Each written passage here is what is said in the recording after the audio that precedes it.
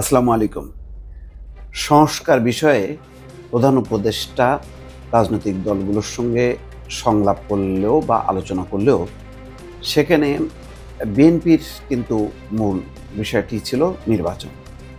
এবং দলের পক্ষ থেকে সালাউদ্দিন আহমেদ খুব নরমে গরমে কিন্তু যা বলার বলে আসছে। একেবারে প্রধান উপদেষ্টাকে উদ্দেশ্য করেই যথেষ্ট সম্মান শ্রদ্ধা রেখেই মূল কথাগুলি কিন্তু বলে আসছে।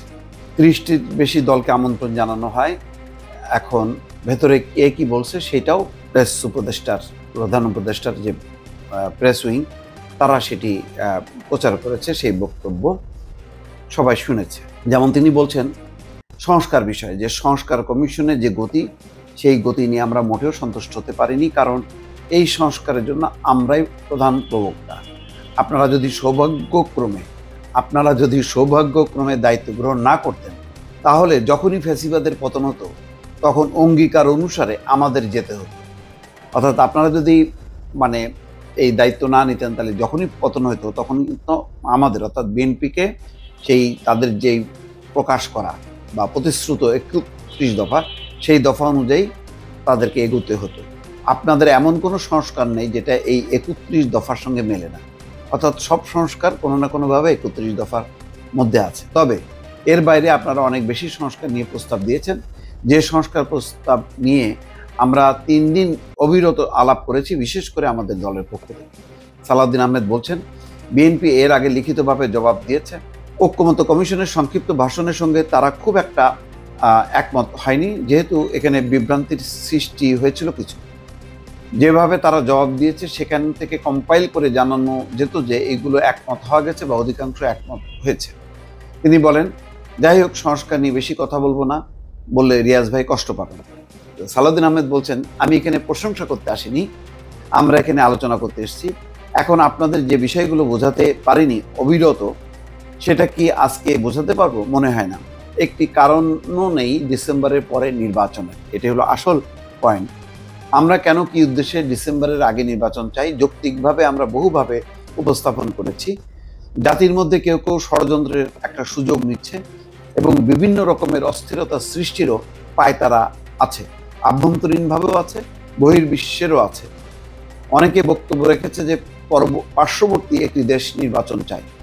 ওরা নির্বাচন চায় না বলে কি আমরা অনির্দিষ্টকালের জন্য নির্বাচন চাইব না? তারা কেন নির্বাচন চায় তারা জানে। তারা বলছে তারা ইনক্লুসিভ নির্বাচন চায়। আপনারা তো কাউকে কাউকে এক্সক্লুড করে দিয়েছেন, সুতরাং বোঝাই যায় তারা কি বলছে। কিন্তু যদি ইউরোপ আমেরিকা নির্বাচন চায়, তখন আপনারা তো কিছু বলেন না। এবং দেশের ভেতরে এবং বাইরে বহু বিবৃতি আছে নির্বাচন চাওয়ার ব্যাপারে। সেই জন্য আমাদের দলের পক্ষ থেকে, সমমনা রাজনৈতিক দলের পক্ষ থেকে আমরা বলেছি, কিন্তু দুঃখজনকভাবে প্রধান উপদেষ্টা বলেছেন যে একটি মাত্র দল শুধু ডিসেম্বরের মধ্যে নির্বাচন চাই। ক্ষমা করবেন, এই বক্তব্য বোধহয় আমাদের আহত করেছে। এই বক্তব্য আমাদের আহত করেছে। এই আহত যে করছে, এটা প্রতিক্রিয়া ইতিমধ্যে সালাউদ্দিন আহমেদ সহ বহু নেতা বলেছেন। সালাউদ্দিন আহমেদ আরও বলছেন যে এই দেশের মানুষ উপদেষ্টা মণ্ডলীর কাছে নিরপেক্ষ আচরণ আশা করে, সেটা আপনাকে দেখতে হবে। আমরা যে শুধু শুধু কমপ্লেনের বাস্কেট খুলে আপনার কাছে যাই তা নয়, সেটা আপনার হাতকে শক্তিশালী করার জন্য। দয়া করে সব কিছু বিবেচনা করে, কাল বিলম্ব না করে রোডম্যাপ দেবেন ডিসেম্বরের ভেতরে নির্বাচনের জন্য, সেটা আমাদের দাবি। আর যদি কোনো যুক্তি থাকে তাহলে সেটা জাতির কাছে উপস্থাপন করবে।